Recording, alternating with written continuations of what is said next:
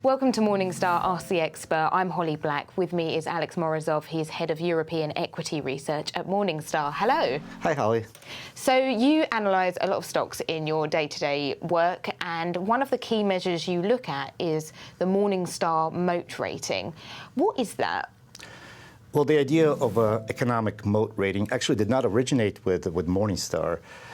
We started using the term, I guess, about 2 decades ago, but really the originator of the concept of economic moat is Mr. Warren Buffett himself. He started talking a lot about the companies that have those economic moats around their businesses.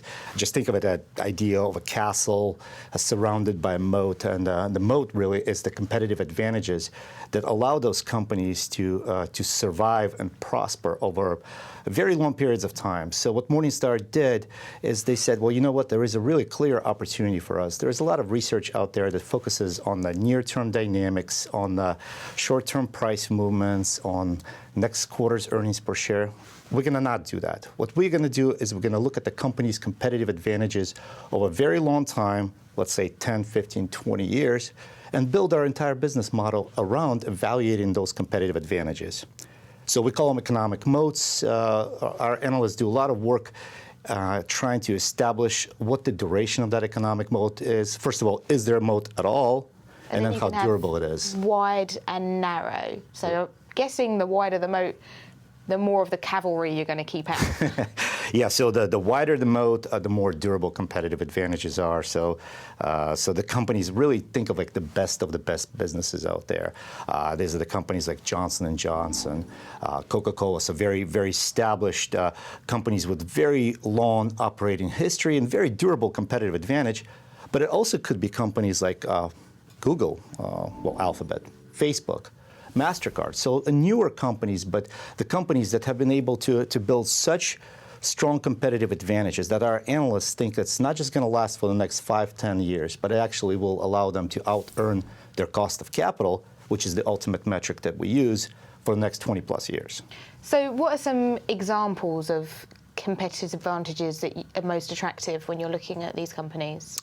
So at Morningstar, we've characterized the competitive advantages sources into 5 broad buckets. Intangible assets, switching costs, cost advantage, network effect, and efficient scale. So when you think of intangible assets, that's probably the easiest one to explain, but it's also perhaps the easiest one to misattribute the moat to.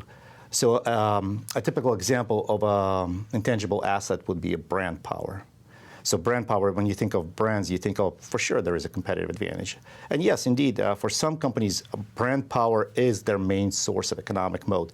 Think of Ferrari or Louis Vuitton.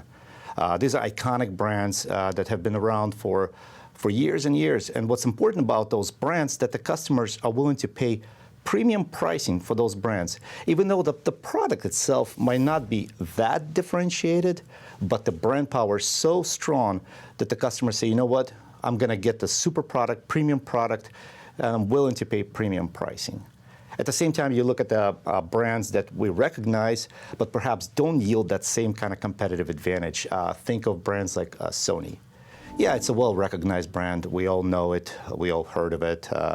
But do customers really want to pay significant premium for Sony television over LG, Panasonic, et cetera? So the intangible source of economic moat is a very easy one to understand, but difficult one to prove. Yeah. And other sources of economic moat, such as cost advantage, switching costs, they all do require ultimately our analysts to develop confidence about those sources being very durable. It's tough enough to forecast the next 1 or 2 years of company's performance. It's much, much more difficult to look in 10, 15, 20 years in the future and say, this is the company that's not just going to be around, but also going to out-earn its cost of capital. And that's what our analysts have to do with those sources of moat. They need to identify them and then show them that they will show us that they will lead to those outsized excess returns. Alex, thank you so much for your time. Yeah, no problem. Thanks, Holly. And thanks for joining us.